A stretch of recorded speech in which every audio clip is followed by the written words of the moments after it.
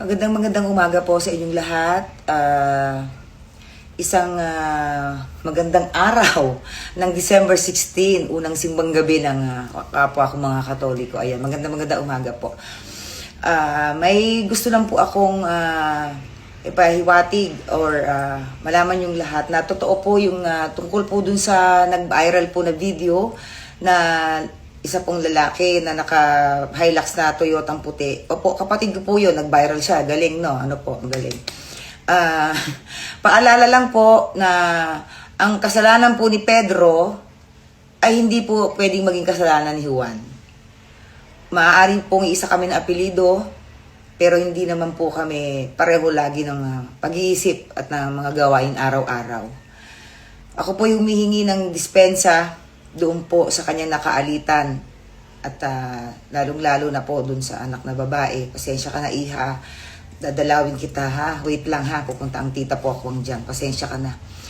Hindi po ako natutuwa at hindi ko po dapat kampihan yung nangyari po doon sa kapatid ko. Hindi naman din po ako kumbaga syempre nanay din naman po ako, pero lagi po nating iisipin na laging may other side of story. Pero sige po, sa amin na lang po iyon. And humihingi po ako ulit ng kapatawaran dun sa mag-ama. And paalala ko lang din po dun sa mga nag-post pa ng paulit-ulit ng mukha ng buong pamilya ko. May tinatawag po tayong cyberbullying and cyber libel. Na po, may mga and gusto ko muna pasalamatan pala yung mayor namin, Mayor Junjun Inares. Maraming salamat po sa pag-ayos ng problema. And pasensya na rin po kayo. Manghingi po din po ng paumanhin po sa aming mayor.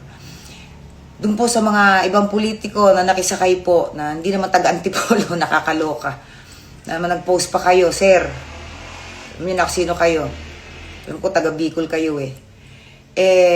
Ingat po kayo kasi mambabatas pa naman kayo. So alam po ninyo dapat po yung tinatawag dating cyberbullying, sir.